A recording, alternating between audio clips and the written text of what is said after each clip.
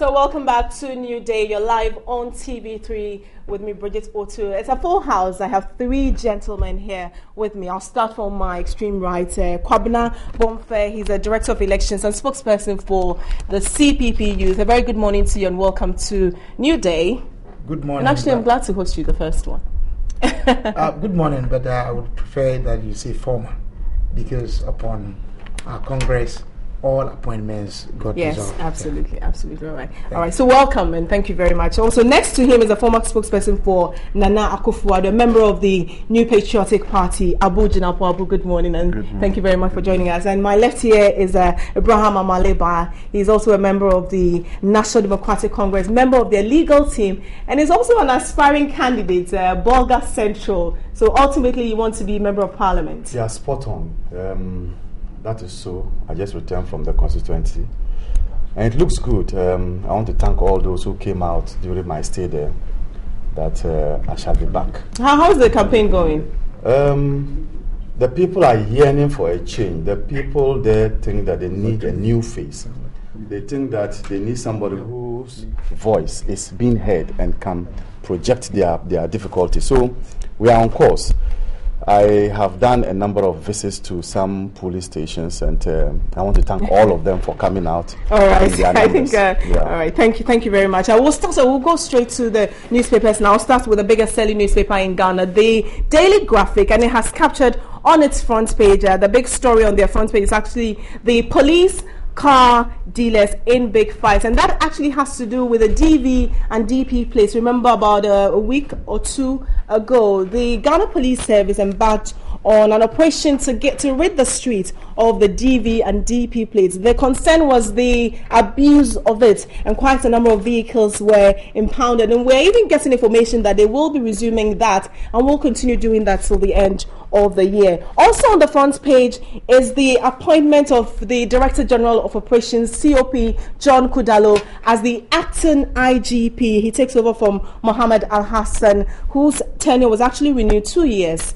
And he will be taking over. We'll get comments from my panelists as well. And the big story for us here this morning is the embattled chairman of the New Patriotic Party, Paul Afoko. He has petitioned the National Council of NPP over what he describes as breach of their constitution. So that's it on the front page of the Daily Graphic. And it's not just Kudalo. I'm sure you've seen Mr. Sapon also there, that of immigration. And the Ghanaian Times has on its front page the same, it's actually quite a different story.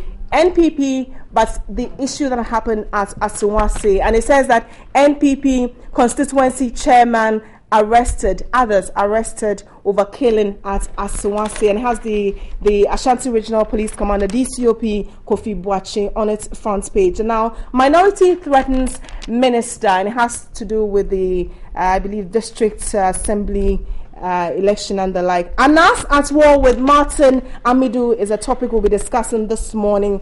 And 919 Bonoha for children pregnant. 919 Bonoha for children pregnant. We'll definitely delve more into that.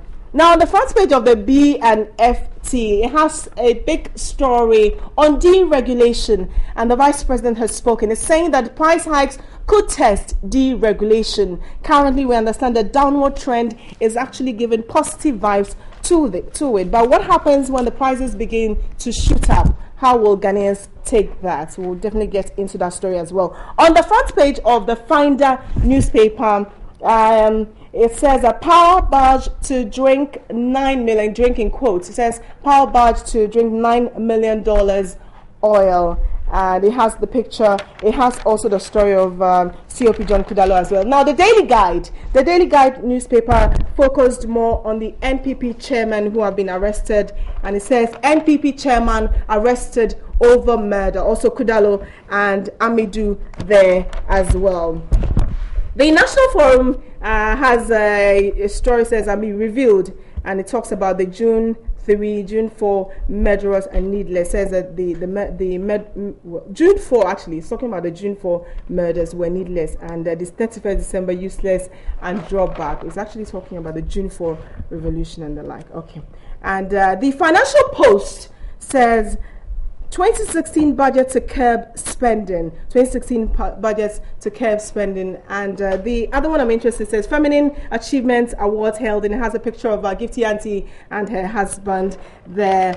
And also it has Nana Kwabena Nketia there, former finance minister, and then Chachu Chikata on the front page talks about 2016 budget to curb spending. That's captured on the front page of the Financial Post. So those are the biggest stories for the morning, captured by the newspapers. I would like to take my panelists their comments on, first of all, the appointment of COP John Kudalo as the acting IGP and what he brings on board in terms of the Ghana Police Administration. So I would like to pick your thoughts, Kwabena Bonfe.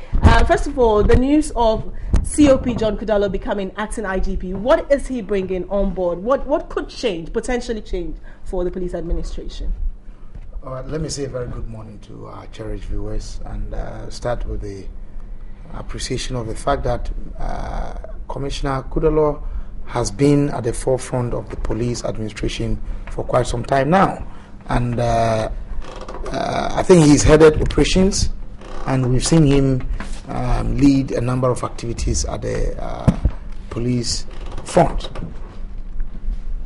I have no reason to doubt his competence, and I believe that His Excellency the President is only exercising his right as credited and imposed upon him by the Constitution. What I find a bit worrying is the question of making him an acting IGP. You recall that the exiting IGP, whose tenure was extended to by 2 years. What do you call it? A presidential activity or a presidential exercise, started as an acting IGP for quite some time. One wonders why His Excellency would want to engage people in acting positions instead of fully appointing them as duly appointed IGP.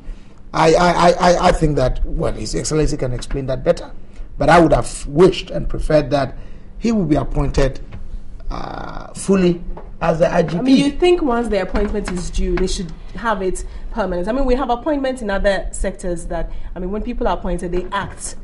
Yeah, but my worry is that why is he acting? To what extent and for how long? Sometimes it gets to a point where it does appear that the president even forgets that the IGP might have been acting, and it drags on for so long.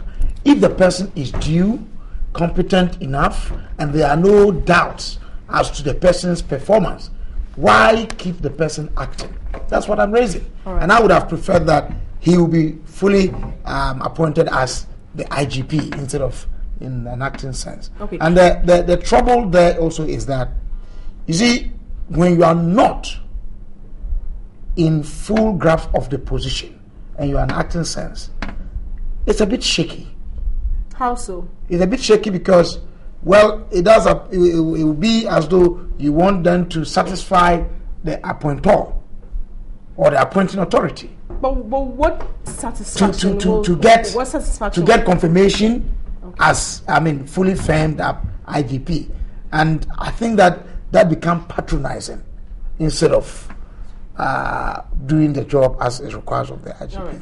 Thank you, Kwabena. But John, what could change? Abu, you know, subconsciously, I mean, I'm always thinking, am I getting, Abu, what could potentially change? The criticism that has bedeviled the police administration, especially during demonstration, is the way and manner they handle protesters. And that has come in the forward. They've received a lot of criticism. Could anything potentially change, given that Mr. Kudalo himself has been at the forefront of some of these things? Well, first of all, let me say good morning to your cherished viewers, and then also it will be appropriate for us to extend a message of congratulations to COP Kudalo. Sure. Every police officer, and I'm a son of a police officer. Every police officer, be the constable, he's still an officer. An officer. Every police officer, be a constable wants to rise to become the Inspector General of Police, is the norm in the police service, and to that extent, I believe that he deserves to be congratulated. The second point I want to make is the fact that the police service is a very critical institution in every democracy anywhere in the world. The police serves as the watchdog of society. They ensure that laws, regulations, discipline, and generally orderliness prevail in the society. And therefore, every democracy worth its salt will always work to achieve a situation where the police is a solid organization or institution. Now, we are, and I believe one of the things that COP and now IGP Kudolo will have to respectfully pay attention to, and which is something he cannot be oblivious of, is the, if you want, the partisan reputation of the Ghana Police Service. And that partisan reputation is not administration specific. In other words, it's not exclusive to the current administration. It's been an issue which has bedeviled the Ghana Police Service, which has been part of our public discussions over a period of time. And my view is that... before you can, how are they partisan? What posturing have you seen? Well, the point is not actually about them being partisan. The point is about their reputation, you know, the perception out there. But what do you think makes them partisan? Maybe what gives them the reputation of being partisan or gives people the perception that the police are partisan. And I'll get there. But the point is that, so he needs to be minded of that and seek to deal with it frontally. If he's able to deal with that reputation, he's able to deal with that impression, that perception out there, be it within the ranks or in the general public view, and therefore a police officer proceeds on the tangent of a professional police officer who can stop me anywhere, can stop Mr. Bonfe, can stop my senior Amaliba, can stop a minister, can stop even the president, and instill and play by the book and enforce the law to the letter. That's the kind of police service that we are looking for. So that's number one. Now, how do we deal with it? I am not.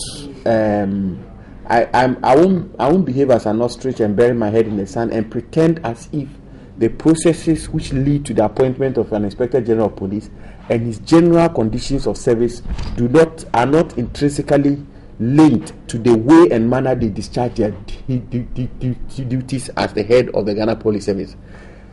Why do I say this? Elsewhere, there's normally a board that investigates, that searches, that probes, and recommends persons within the police service for appointment to certain high management position of the police service of those countries. So, for instance, directors of departments of the service, Inspector General of Police, and then once they are recommended through a professionally rigorous procedure of appointment, they are presented to Parliament to secure 2/3 of the votes of the legislature, and which gives them a bipartisan mandate, which gives them a broad acceptability, and once appointed, they are given security of tenure. So if an Inspector General of Police is appointed, and that's why I share in the sentiments expressed by Mr. Pomfe, that the Inspector General of Police is not appointed in an acting capacity, so that he has to please the appointing authorities to be confirmed subsequently, or he's even minded and has the anxiety as to whether or not his tenure will be renewed, or even when he's on retirement, he'll be given an extension on contract. All of those, we cannot run away from the fact that affects the confidence of the officers and their courage, if you want, to discharge their duties dispassionately and without any discrimination. So I think that it is good that, and of course, we are going into an election year, so we need a police force, a police service that will generally, and I don't think that it should be about one particular political party. The police just have to be dispassionate. They just have to be neutral. They just have to play by the law and play by the book. We wish him very well, and history has taught all of us that the Inspector Generals of Police in our country's history who have distinguished themselves, posterity has always judged them right and held them in very high esteem. Those who have not also done so well, posterity and history has not been so kind to those kinds of IGP. So we will encourage him and wish him well. Abu, thank you very much. Mr. Maliba, the point Abu makes here that we should get to a point where the police officer can stop somebody, regardless of who he is, whether it's a member of parliament, whether it's a minister of state, so long as they're doing something contrary to the law, they must be dealt with. I mean, do you see that happening anytime soon, given how polarized our system is? When a police officer stops you or somebody, they just pick their phones and call somebody who is much more powerful and whom you respect than the one standing in front of you. So let me say good morning to your viewers and the good people of Bolgatanga Central. Before I answer that question, let me say that his appointment is most appropriate at this time. At this time, because we are soon going to go into elections in 2016. There is this threat of ISIS, threat of Boko Haram. You know that from his background as operations, he must have dealt with all these matters and has had enough and competent training to deal with these threats. So he being an operations man and now heading the institution, I see his appointment as most appropriate because he can deal with those matters. There are areas that he's comfortable with dealing. As to whether the police can be fair, neutral, and independent, it's a question that we have to ask Ghanaians in general. Because I know that the police sometimes would want to do what is expected of them. But what do we find? We find individuals, citizens, calling big men here and there, and the big men would also call the police to intervene. So the blame should not only be laid at the doorstep of the police by saying that they are not being fair, they are not independent, and they are not playing their roles well. But the blame should also go to high-level Ghanaians, people in high-level society, who would pick the phone and intervene. Members of parliament, if you are contesting or you are a member of parliament and your constituent calls you that the police has arrested you, you are under pressure to do something. Else, you risk losing the next elections because they'll say that you are not helpful. So it is a societal issue. It is the way we perceive of our leaders and think that they are capable of doing everything, which includes even having to intervene in cases where clearly they are criminal offenses. Yeah, but if change is going to come, the change does not necessarily have to be with the Ghanaians. It has to be with the police administration. Now, if somebody calls you and says that, okay, well, he broke the law to start with, but then, you know what, because it's me, let me go. If that superior person could say, you know what, I have no hand in this, you deal with it. Isn't that where the real change is going to come I am from? calling for a two-pronged approach, which must go hand in hand. I am not calling for one approach to start, and when it ends, another approach begins. I am talking about an approach where we need to change our behavior as a people towards the police, and the police also standing on its grounds to perform. So I'm talking about a two-pronged approach. Okay. Do your part as police, and the citizens must also be educated to ensure that they don't call big men to intervene. Look, the policeman is working under a minister. The minister is a government appointee. When the Minister of Interior picks the phone and calls the policeman will be shivering. I'm saying that we need to ensure that we strengthen the police to do their work, but hand in hand, going along with that, our attitude as a people, must also change. First and foremost, stop calling people to intervene. Now also, the politicians or the big men should also stop intervening in the work of the police. That's the point I'm making. Okay, but so what can he really change? Because then he moves. Now I doubt he'll be able to do the operational things that he was doing, because now it becomes more, administrative at the top. He calls the shots. He is the commander-in-chief now. He being an operations man. Commander-in-chief is the president. Oh, of the police service. Sure. He is a commander-in-chief of his newspaper. Okay. I'm a commander-in-chief in my chambers. So that's in that form. So he, having played that role before, will be in a better position to advise the incoming one who is going to take the place of the opposition. Okay, Abu, you wanted to make a point. Now, with his appointment. Just a moment, okay. Please. Yes, Abu, you wanted to make a point. The point I want to make is that as much as I appreciate the sentiments expressed by Mr. Maliba vis-a-vis the role citizens can play, and all of us stakeholders in our body politics, in our governance structure can play to ensure that the police does their work well. The reason why it is always important to strengthen institutions, it's important to put in laws, regulations, policies and procedures in a manner that persons will not have the opportunity to interfere in the discharge of the duties of the Ghana Police Service, is the fact that all of us may not heed to this advice. Okay. And I say the way to deal with it is to empower the officers of the Ghana Police Service by giving them security. For instance, the chairman of the Electoral Commission, if she wants to play fair, nobody can really manipulate her because her tenure is confirmed. Okay, all right. You're going into something else, but secured. Yeah. You know. I mean, as much as I agree with what my big brother Amalba is saying, it calls to the question of professionalism. It's not about a big man calling you.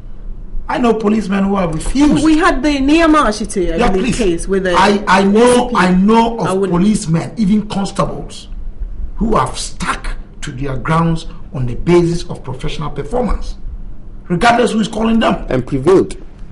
And in the end, you see, sincerity will push you and honor you. So it is not necessarily about, as much as I agree with him that politicians and big people in society must refrain from trying to influence these officers, it is incumbent on the officers to exercise a high sense of professionalism. And it is in this case that I think one of the biggest issues that will confront Mr. Kudalo is bringing to closure the investigations that went into the Timbila case. This COP Timbila, you remember he was COP Timbila. Yes. Yeah, he had been promoted. Sorry, thank you. He had been promoted, but something happened with the recruitment scandal. Yes. Where has he got into? And this is a bad case for our big brother, the IGP exiting, that he couldn't bring the matter to closure. We know of a draft report that was presented. But I'm saying that matter hasn't been brought to closure. Okay. So it is a matter that confronts Mr. Kudalo as he takes over as acting IGP. And again, I want to reinforce the argument I'm making, and I'm happy my brother shares in it. This acting thing, it patronizes the position. He now works to seek confirmation. Okay. And confidence. All right. And confidence. So, coming back to you, that realistically, not much can change. So should we give up? No. I'm not saying we should give up. I have indicated that we need to strengthen the police. Now, structurally and institutionally, the outgoing IGP has done a lot of work in terms of trying to give a new face to the police service. You see this visibility thing that is happening. A number of police stations have been opened. You go to the police headquarters now, the way that place was disorganized, accident cars parked anyhow. I don't know whether you have seen that. He has brought sanity to the place. I think that the grounds have been laid for Kudalo to improve upon what we have. It behoves him to assert himself. But the appointment as acting is temporary. You know, he has indicated. But the point he is making is that the acting, it means just working to please. I don't think acting means that. I don't see where which dictionary says that acting means work to please. To confirm, to have confirmation. That's the point he is making. No. I think Kabila's point is different from what you mean. Kabila's point is that being acting does not allow him to assert himself. But he didn't say that acting means working to please. No, he used that word. But he used the word. You said. I'm saying it lends itself. And exactly what she said. So I disagree with that. If that is why. Yeah, that's what I think is that the acting position is temporary. Now, I don't think any president will ever forget that, and he made a point. Will ever forget that his IGP is acting, and for that matter, he should quickly confirm him. I don't think there's any president, because day in, day out, they get briefings from the IGP is active for almost 2 years. Oh, that man! That's what he had finished his term. He had finished his term. He was, he had gone on retirement. He had reached the retirement. It was extended. So he was appointed before he reached the retirement age. It was because he had gotten to it, and then he was even out of it. Is that what the president said? I'm saying that. Is that his case is different. He wasn't substantively the IGP because of the fact that he had gone on retirement. He took over from Paul Terry. Yeah, but I'm saying that he was acting because he had extension on 2 occasions. Yes. He had reached the retirement age. So he's before his appointment. Oh no. Okay, I'm saying that I think the point he had reached his retirement. So the extension was for him to continue after he had retired. Yeah, but I'm not talking about extension. That's why he was acting. That's why he was acting. And I'm saying that no president will ever forget, because he receives briefings every day from national security. The IGP is part of it. Okay. So he will never forget that his IGP is acting. Okay. And just in a second, Senior, just in a second. I mean, this business of ISIS and Boko Haram, and the fact that the current appointed. Let me tell you what it is. I think that in every situation, unless the police service comes to tell us that the major threats confronting Ghana is ISIS, which is in Syria and Iraq. But not when you have are you telling me that you are not aware that ISIS people in Ghana yet? I'm doing that, please. Okay, but you were in this country when the KNUST, a former students of that school, were told had joined them. So it is really not remote. If I had 30 seconds, you get my point, and you get my point. And having said that, ISIS and Boko Haram are not security threats to Ghana. In fact, ISIS and Boko Haram are security threat to everybody in the world. Okay. In fact, ECOWAS even had an occasion to organize a conference in Ghana, Accra, to discuss Boko Haram. But I'm saying that to make the point, or to make the suggestion that the appointment of COP Kudalo as Inspector General of Police is so good because he will fight ISIS and Boko Haram. I mean, I think that is far-fetched. And in any event, let's ask ourselves, is the police ever telling us that the prime security threat to Ghana today has to do with ISIS and Boko Haram? I don't think so. Point well made. No. I will have to make my point. If you go and bring an IGP who is in charge of workshops at the police to be the IGP. No.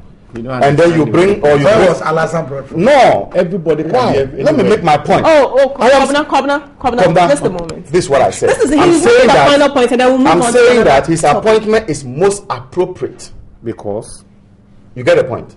So if an IGP had come from the workshop, what's wrong with that? And as against an IGP who is from operations, it doesn't matter. In my view,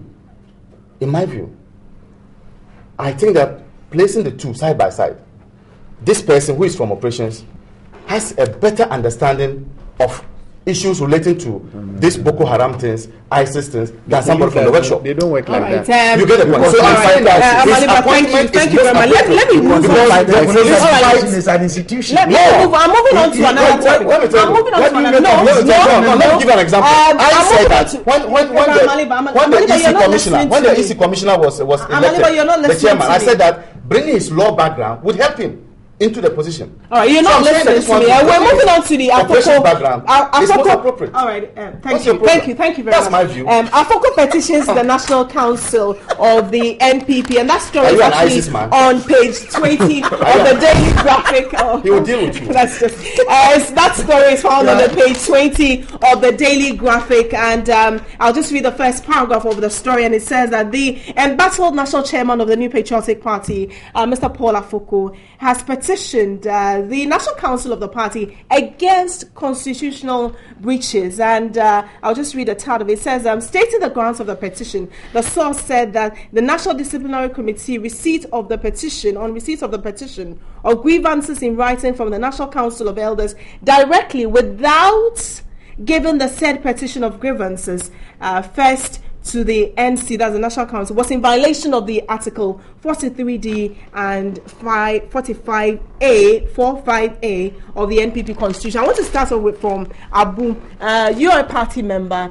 We'll get to whether they breached it or not. But petitioning, is it a good time, or you think that he's waited too long to petition? Well, first of all, the NPP's Constitution stipulates in very unambiguous terms that where a decision is taken at the National Executive Committee level, and in particular a decision which has to do with disciplinary proceedings and sanctions meted out, an aggrieved person or anybody who has a grievance has 21 days to appeal to the National Council. I haven't taken time to do the counting to see whether Mr. Afoko is within the 21 days, but I can safely assume that he's within the 21 days, and that is why he's lodged this appeal to the National Council. To that extent, I don't think it is late or early. At least it's within the time frame stipulated by the Constitution. Of course, I have had, and the politics of it, I have had the occasion to respectfully and humbly encourage Mr. Afoko and admonish him to avail himself of the internal mechanisms of the party in addressing issues of this nature. Mind you, this is a person who until recently was the national chairman of our party, and therefore, if anybody at all is expected to adhere to the procedures and mechanisms of the party, he more than any other person will be required to do so. So I commend him for taking this move. I think it's a move.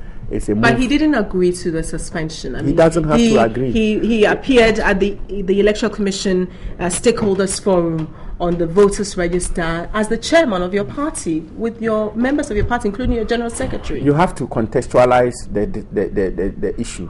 The reason why you have to contextualize the issue is that it's a mix of law, procedure, and politics. Now, and I have also had occasion to say that to some extent the initial reactions are somehow understandable. To be a national chairman and being asked to step aside can be a little difficult to take. But of course, if Mr. Afoko did not accept the binding or legitimate or the binding effect or legitimacy of the suspension, he will not be appealing against it. He must have accepted that there is something that I have to deal with, only for him to appeal against it. I mean, so it is that simple. Okay, he's catalogued. There's a 14-page petition. He's catalogued the breaches. I'll get to that one. I'll get to that. So the point I'm making is that it is good, it is commendable, even though quite late in the day in terms of the politics of it, because a lot has happened. We've lost a whole life out of all of this.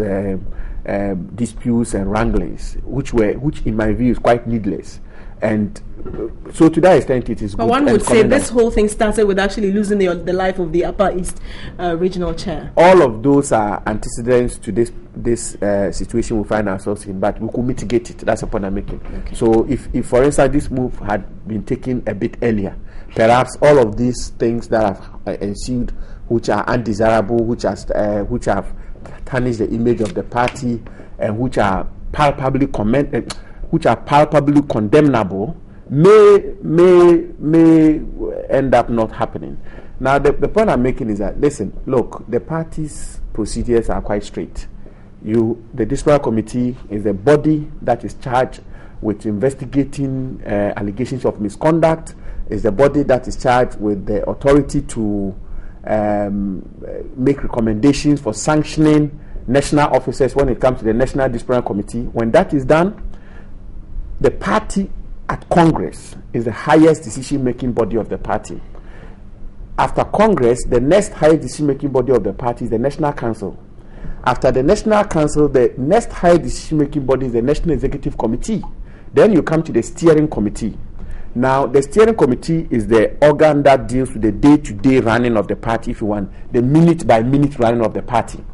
The National Executive Committee is the body that is charged with taking certain major but quite regular decisions in respect of the party.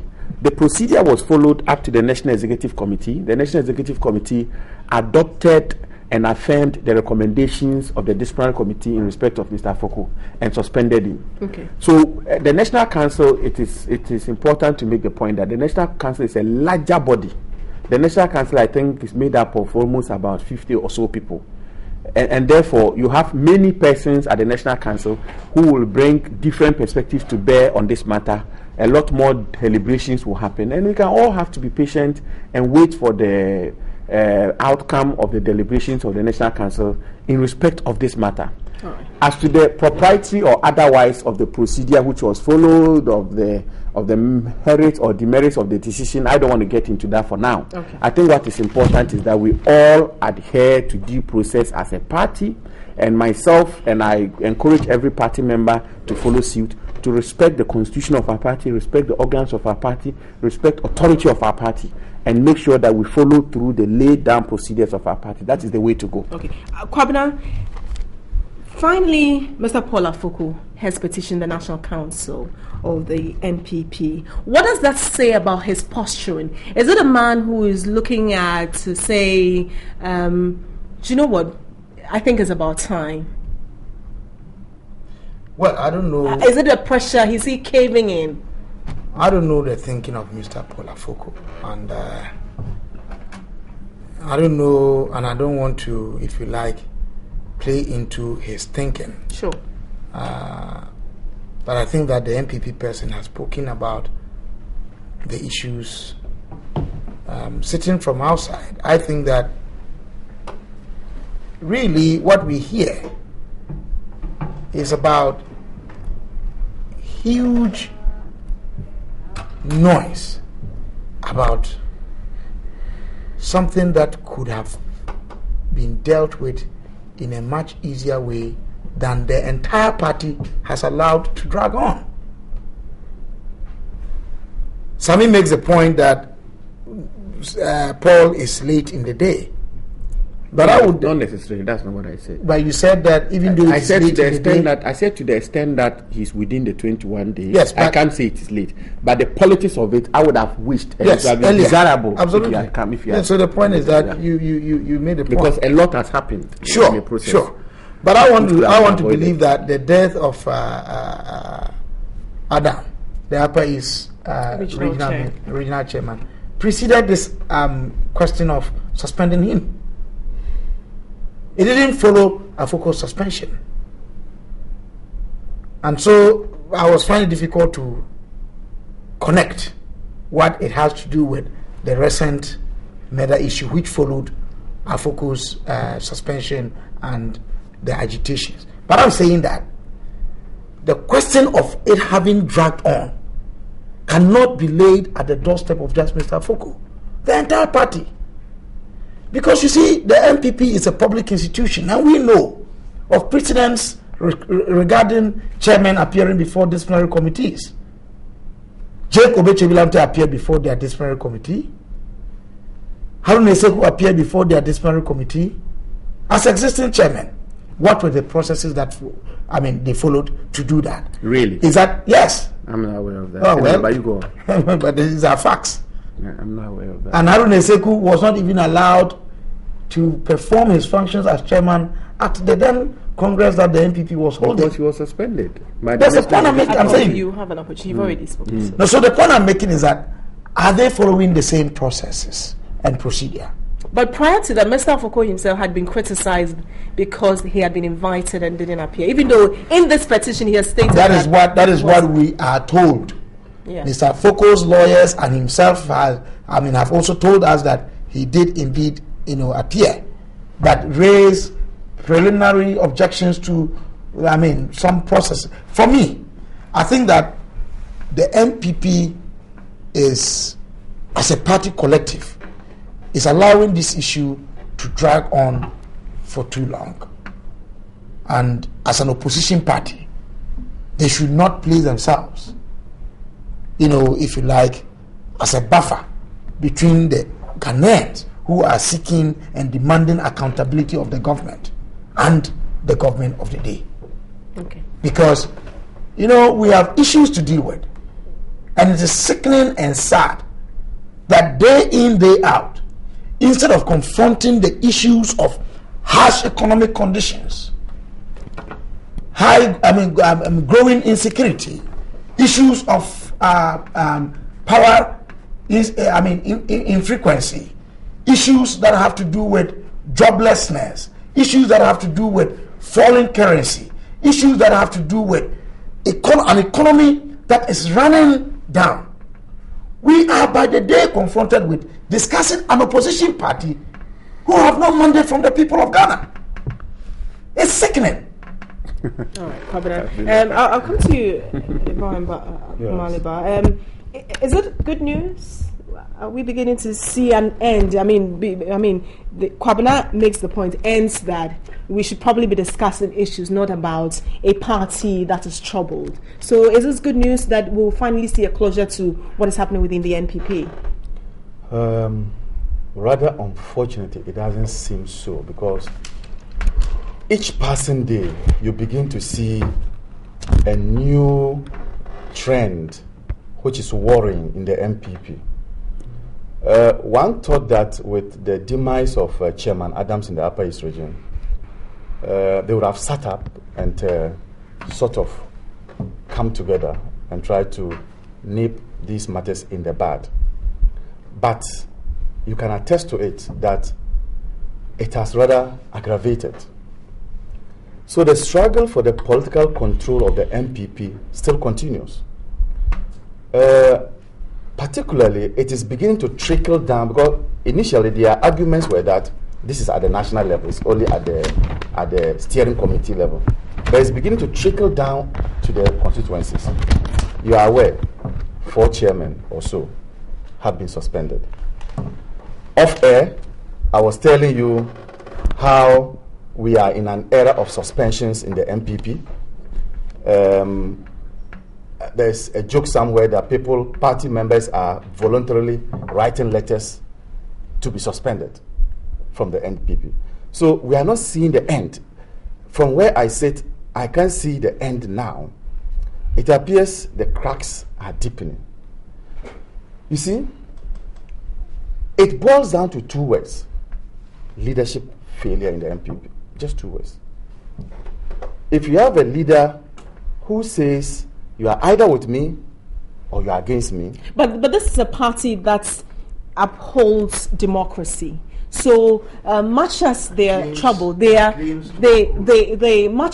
as they have these trouble, they are giving individuals the opportunity to express themselves. And those people will also not sit down and watch things being done to them, which they feel is unjust. You've even reminded me. I thought I would have forgotten that point, but it appears you've reminded me. You see, a party that claims to be democratic should have a big heart to accommodate divergent views. That's what I say. You've reminded me. You brought yourself. These 4 chairmen. I was making a point. Yes. It's so you don't say she has brought it. Yes, it is just in quotes. 4 chairmen who expressed divergent views and came to the national headquarters to demonstrate against the decision to suspend Afoko. What have we heard about them? They have also been suspended. This is not a party that demonstrates the will to allow people to talk. So contrary to what you are That's saying, not correct. I am thinking that rather they are stifling and thwarting efforts by members to speak out. Nana Akomia, the director of communications of the party, says that they are trying to instill discipline. You see? Discipline within the party, that if you have grievances, there are processes and procedures within the party to follow. Without necessarily running to the media, without necessarily washing your dirty linen outside. That's what the point. The MPP jumps onto the street and demonstrate. Why won't they allow their own members to demonstrate? Right. No, I've not finished. No. Just a moment. Now, you see, if you have a leader who talks about you are either with me or you are against me, and a leader who does not exude that kind of attempt to cooperate with others, then you have these cracks deepening. And that's what is happening in the MPP. I can tell you today, if Nana Akufo-Addo puts his feet on the ground and says, let bygones be bygones. Let there be peace. Let there be peace. I'm telling you, the man is so revered in his party. You know it. That's why you are either against me or you are on my side or you are against me. I am telling you, if Nana Akufo-Addo puts his feet down, let bygones be bygones, there will be sanity in this party. But the man does not exude that kind of unity for him to be able to reach out to those who disagree with him. And that's what we are having. Deep in them, they will tell you that the problem is with Nana Akufo-Addo. So I think that the end is not yet in sight. The end is still far away. And for the MPP to be able to rally round and be able to be a party that will fight the 2016 election as a monolithic party, I think that it behoves Nana Akufo-Addo to stamp his authority and say that I'll work with everybody. Okay. I mean, Abu, make your point and then I'll put my question to you. You know, Mr. Amaliba he should be scored an A+. He's done a very good job because he stuck to the NDC script. That's exactly the NDC script. What is the NDC script? The NDC script is that when you talk about all these MPP issues, focus on Nana Akufo-Addo, run him down, attack him, and then say his leadership is weak. And this is the NDC script. He's done well. But having said that, the NDC, just a week or so ago, suspended members of their party, parliamentary candidature aspirants like him. The NDC suspended them. And so it's not the MPP, it's not as if suspensions are exclusive to the MPP. The NDC has done that 2 or 3 weeks ago. Parliamentary aspirants of the party have been suspended. What is happening in the MPP, I've said it, it is a process of instilling discipline in the party. Nothing in the party has been done without adherence to due process. Everything has been done in accordance with due process. There is nothing to say ill of Nana Akufo-Addo when it comes to his leadership qualities. His leadership qualities are undisputable, unimpeachable. He's demonstrated it beyond reasonable doubt over the past 40 years, being at the forefront of Ghanaian politics, exhibited leadership and kept this party going. And putting the party together this year so that we can be battle ready for 2016. Let me tell you something. If something happens in the party and the party was not to act, this same Amalibes will come on this show to say Nana Akufo-Addo is weak. He is condoning indiscipline in his party. He is not doing this. He is not doing that. What is happening in the party is in accordance with due process. The few excesses which have occurred in these processes have been flatly and roundly condemned by the party and Nana Akufo-Addo as a person. And so there is no amount of effort which can bring down the hard-won reputation, leadership skills of Nana Akufo-Addo into the mud. That is not something that we can even negotiate about. Now, I heard my friend Mr. Kabila about, which I've been talking about the issues which confront the country and all of that. As we sit in this studio, the candidate of the MPP, Mr. Bonfe, has taken numerous opportunities. In fact, last week, I was in Legon with him, Manchester Hall, and I've known you to be somebody who is passionate about youth issues. The Tesco. Okay. Yes, where he spoke about his policy for the youth of this country, where he spoke to the issue of transforming the Ghanaian. Unfortunately, I have to come in here because when Nana Akufo-Addo did go there, the issue that followed was what happened So it took the shine off it, and a lot of people have criticized the party, saying that I'm coming with a question. A lot of people saying that as Nana Akufo-Addo makes a step, he is taken back by issues that are happening around. Good. Now, I have not, by any stretch of imagination, suggested that what is happening in the MPP is desirable. That's not what I've said. Okay. What I'm saying to you and what I'm doing here is not to talk about MPP internal issues per se. Is to tell you, and not you in particular, to tell Kabila in particular, Mr. Bonfe in particular, that Nana Akufo-Addo is continuously speaking about the issues he once spoken about. And I say to him that last week, Nana Akufo-Addo was at the Mensa Saba Hall, where he spoke to the issue of taking the Ghanaian youth out of the doldrums they find themselves now.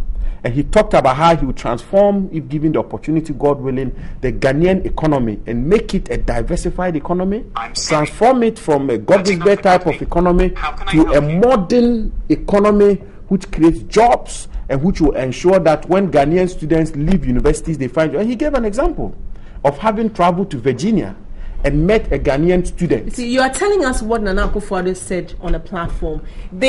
I'll come to Kabila in a bit, but that day, the story that made news was the people who protested against Mr. Afoko's suspension. 1. 2, there were also another group that went to your party's headquarters. There was another one that held a press conference. So yes, the point is that yes, he's doing that, but that is overshadowed by what is happening around it. So my question to you is, how is he managing those razzmatazz that are taking the shine off his real policies, his real message to Ghanaians? So I'll give you the answer. The answer is simple.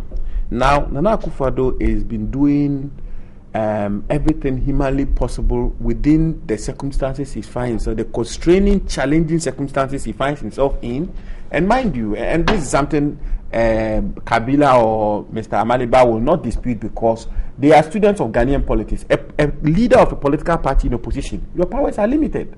A leader of a political party in government, if Mr. Amaliba begins to conduct himself in a way that President Mahama is not really comfortable, he can make him an ambassador, he can do this. He has so much power to cajole, to coerce people, to please people, to placate people and all of that. A presidential candidate of an opposition party does not have those powers. Even within the confines of the party's constitution, his powers are limited. For instance, Nana Akufo-Addo cannot by himself suspend a national executive officer. And that we have to be fair to him about it. Now, but what I'm saying to you is that, what is Nana Akufo-Addo doing about it? In fact, the General Secretary of our party, Mr. Kobnai Japan, has had an occasion to say that Nana Akufo-Addo calls him so much that he even feels embarrassed sometimes in trying to reach out to people. So this is how much Nana Akufo-Addo has done. Now, how does he deal with this? If he woke up today and he wanted to hold a press conference on, say, the economy of Ghana, and some party member in Tamale or Bolga or Wa or Kumasi, for whatever inexplicable reason, decided to do something which will take away the shine, as you said, he can just do so much. But the way to deal with it is how he's tried to deal with it, is to adhere to due process in his party, is to reach out to people who may hold divergent views in the party and try to bring them together, instill discipline in the party, and stay focused on the message and the agenda of winning election 2016 and building this country, transforming it and bringing hope to the people of this country. Right. If Mr. Kabila has not heard Akufo-Addo speak to this issue, I would have told you what he said in Legon. I would want to go to Mr. Bonfe. I think that my brother Sami lost the core argument I made about what we ought to be discussing. I'm not talking about Nana Akufo-Addo.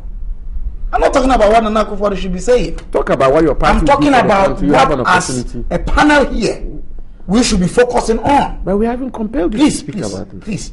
And the fact that an opposition party needlessly, unnecessarily, have consistently kept themselves in the middle. That's what I'm talking about.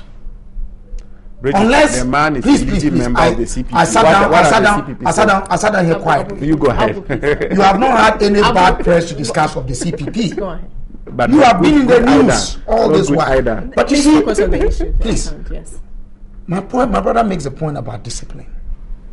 Discipline must have the quality of consistency, sincerity, and abiding by the principles of the rule of law. Not too long ago, when they were going to have their party's parliamentary primaries, you remember their NEC, this same NEC, took a decision that female candidates were not going to be contested. You remember? Yes. There were protestations. Who did we hear was suspended for protesting against the decision of NEC? The people who protested were not executive Please. Kabila, you are missing the issues. Please. I sat here quietly. It's okay. Go ahead. It involves senior members of your party. Such as? Okay? At the end of the day, nobody was punished for protesting. I'm worried that a party, as Amalba pointed out, that claims to be the paragon of democracy, and you know, in our political history, they call themselves Domo. That's the if you like bastardized form of saying democracy. Would say that protestation requires sanction, and as he alluded to, 4 chairmen in Asante region for participating in a demonstration to air their discontent and their dislike for a decision taken by NEC should be suspended. That's what they have done in Asante region. You had the opportunity, please. But for me, I'm saying that I don't take joy in discussing the internal matters of an opposition party who have no mandate from the people of Ghana. Opposition party. Oh, please. It may be the largest opposition party in the world. I don't care about that. I'm saying that we have issues to deal with in this country. There are issues of power. There are issues of economy. There are issues of jobs. There are issues of security. And I want to focus on those things and deal with my government who takes the taxpayers' money and has a duty to the people of this country, rather than an opposition party that needlessly brings itself to the line. Okay, I'll give you a minute. Just a minute, yes. Just a minute. Please, no, a please. minute. You will get your... Mr. Just Bonfe, a minute, yes. Mr. Bonfe, Just a minute. Mr. Bonfe, and I believe you have a similar provision in your constitution. There is a provision in the MPP's constitution which says that all party members should hold the party's image and the party's name in high esteem and not bring the party's image into disrepute. And therefore, when constituency executives of the party embark on a demonstration, every member, not just constituency. Yes, every member. Uh-huh. And they embark on a demonstration, make comments, and engage themselves in a conduct which has a tendency, or in actual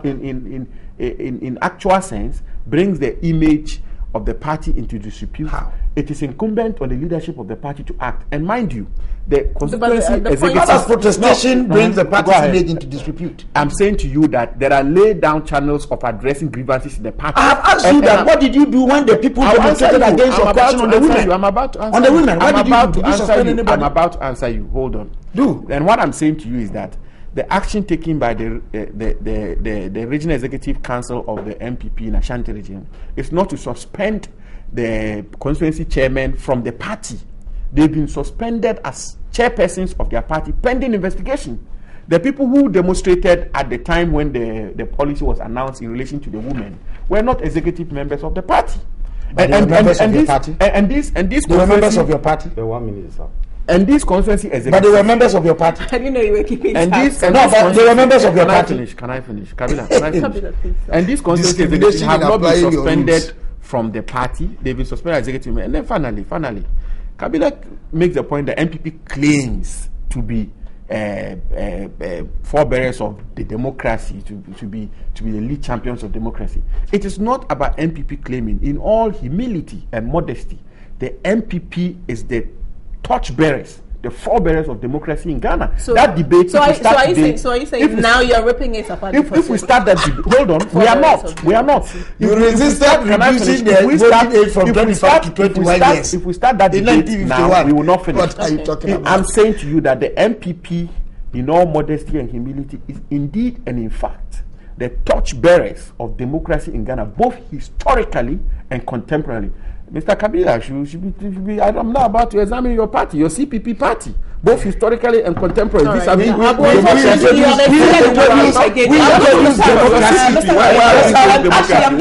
You resisted Where's your party? You had your earlier, you've already made your, so you go ahead and make your submission. It is disheartening that a party whose leadership participated in demonstrations such as Kumi Preko, Wongbo, Yabre, and what? Yewu, leadership of a party that believes organized and participated in those organizations. It's an exercise. Yes, that's what I'm saying. That it baffles me. It's an irony for that same party not to be able to accept a simple demonstration to their party headquarters. It is baffling. It cannot be situated in the context that he's put in, which is what they are the 10 goals of politics in this country, democracy in this country. As we speak, are you aware that there are moves to form a splinter group from the MPP? I'm not aware of So these are all indications that the front of the MPP cannot hold. And your question to me, which was, is there end in sight? You should resolve himself. Does not show that there's end in sight. Tell him to resolve himself. Now you talk about a leader who embarks on what I term as rice and bean store, and then immediately he ends the tour. Immediately he ends the tour. Build tour. Yeah, on national television, yes. For crying out loud. And then you can't do immediately that. Immediately after that tour, you have these type of things happening. Doesn't it take away from what he goes around to do, trying to build a party, which is rise and build? Rise and build. Thank you. So, in that regard, you have the MPP taking one step forward and 2 steps backwards. They should agree that their own conduct. See how Afoko was removed. He complained about the procedure. He talks about a meeting that was convened. When the person who convened the meeting, they don't have the power to convene the meeting. The excuse they gave was that because it is going to be a matter that will concern him, there was no need to allow him to convene the meeting. He's a lawyer, he knows. Once the Constitution empowers that person to convene the meeting, you let him convene the meeting. Then at the meeting, you tell him that you are the one to be discussed. Can you recuse yourself? That's what you do. But once the power has been given to you, like the Chief Justice, he has the power to empanel. Nobody can empanel.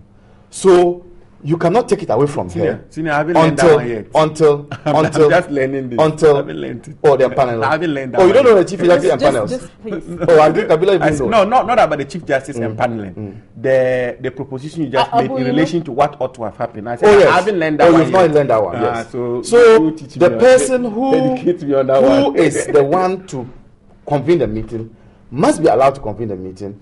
And at the meeting, you say that because you are the person to be discussed, can you recuse us?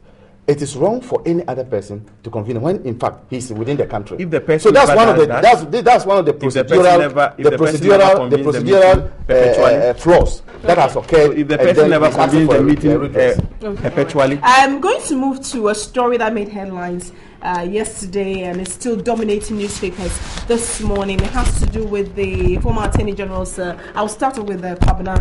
This one, former Attorney General's piece. I don't know. Have you had the opportunity to read? I had the opportunity to read two of the pieces. He wants to start. No, I decided to start. Well, I'm just. He's talked about how he believes corruption is being handled discriminately. He believes in terms of dealing with it, who gets punished for it. Now, in this case, he cited the Tiger IPI as being as the investigation being commissioned by the government, which was denied. Now, where you sit, knowing who Martin Amidu is as a former state attorney, and the fact that Anas has also discredited him, where do we go from here? What do you think we should make with the statement he's made? Well, I mean, I'm just reading his article. Sure. I've not read it in full, but the aspects that I've read, I think he's making a point that has been, even though quietly, been discussed. The question of the recent expose on the scandal involving some judges at our superior courts and lower courts. And it has to do with, one, the method that was adopted, the procedure, and also, if you like, the motivation, and whether or not, as a journalist or an ordinary Ghanaian, I can get up, come to your office, bait you to some activity of bribery, sure, and then record it to come and use it against you without my own integrity being questioned, but rather, because, I mean, that has been discussed within the question of bribery, and my good friends will tell us better, sure, that in bribery there's a giver and a taker. One cannot run away from the issue. And Mr. Martin Amidu makes the point that the job done by Anas and his group was commissioned. He has denied it.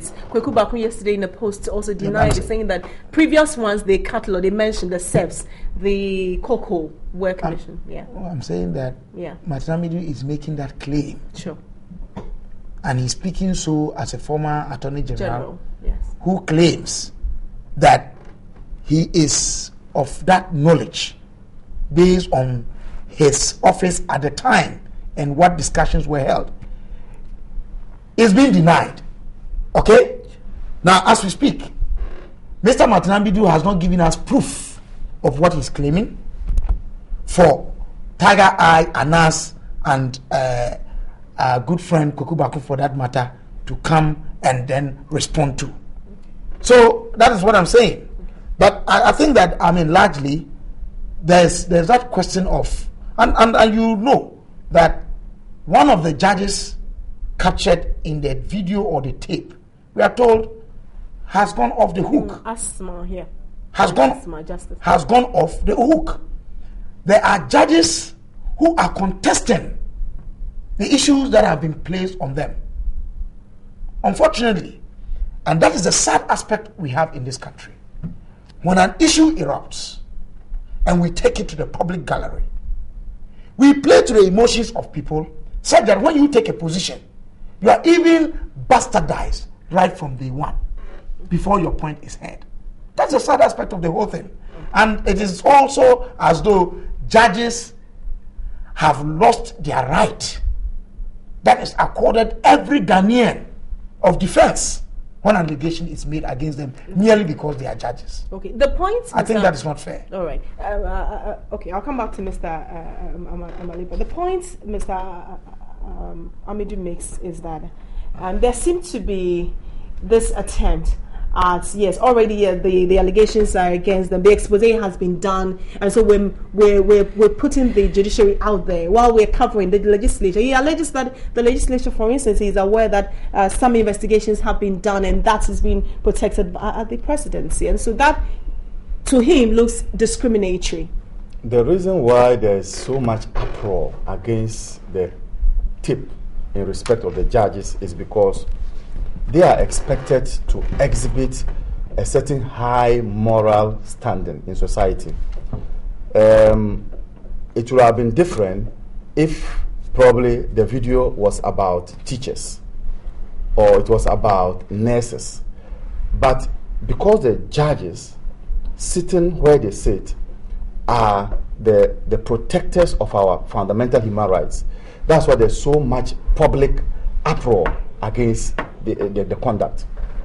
Now, to Martin Amidu, I think that it is very easy he who alleges must prove. I think that between Martin Amidu and Kwaku Baako, I think Kwaku Baako is more an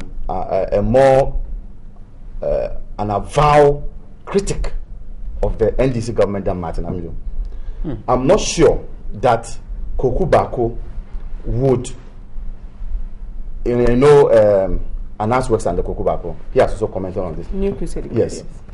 I'm not sure Kwaku Baako would be in league with Anas to cover up as alleged by Martin Amidu. I'm not sure that will happen. But people take him serious because he's a former Attorney General. I think people also take Kwaku Baako serious on these matters. Yes. So you are also taking Kwaku Baako very serious on these matters. Yes. On this matter, I will take Kwaku Baako more serious than isolated, no? Because I think that if it comes to criticizing this government, Kwaku Baako is more frontal to me. Martin is still the NDC. He has not, unlike some other people who have suspended a person like Martin, he's still with us. We don't suspend like that. Now, you suspend. I think that what do you say about what is happening may be a confusion, because yes, government has collaborated with Anas before. So, and those ones, like the cocoa smuggling case, government has collaborated. So those ones, they have come out to say openly that government sponsored or collaborated. But this one, clearly, the tip or the people are saying no, there's no government collaboration. In respect of Parliament, Martin alleges that there's government was complicit in trying to influence parliamentarians. Anas is saying no. He accuses government of selective releasing of tapes. I don't think the government released this tape. It was Anas who released his tape. So there's some further and better particulars that are required from Martin Amidu. There's some jumbling and confusion in the minds of some of us. Thank you, Abu. You have the final word on this one. The allegations. I think there was a line where he says, I think what is nauseating, I think in the piece when he says nauseating is the attempt by government to shield some and expose others on matters of corruption. First of all, I think investigative journalism is widely accepted across the world. So you'll find that elsewhere, journalists go undercover and unravel all kinds of things, some of them at the peril of their lives. And so it is not particularly wrong for Mr. Anas Aremiao to engage in the sort of thing that he's engaged in over the years. And I believe that there's a sense of unanimity in our country when it comes to the value and the importance of Mr. Anas's work. I think that has to be placed on the record.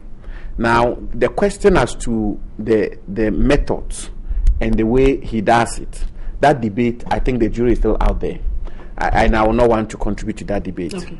Now, the other issue in relation to Mr. Martin Amidu, for me, Mr. Martin Amidu is equally a man of high integrity, and I believe that across this table and across our country, we all acknowledge the enormity of its integrity. I also believe Mr. Anas has done such a great job, but it all goes down to the question of corruption. I think that corruption is becoming endemic in our society.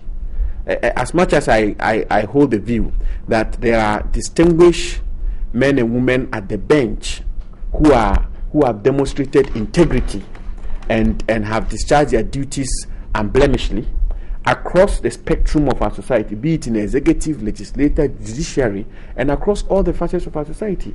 The issue of corruption has become a center matter in our country. And that is the crux of all of these accusations and counter-accusations and who commissioned who and who did not. And therefore, as a country, we should be paying attention to how to bring down corrupt acts in our country. Corruption is on the rise. And that is why in almost every facet of our society, a little investigation will unravel catastrophic corrupt conduct.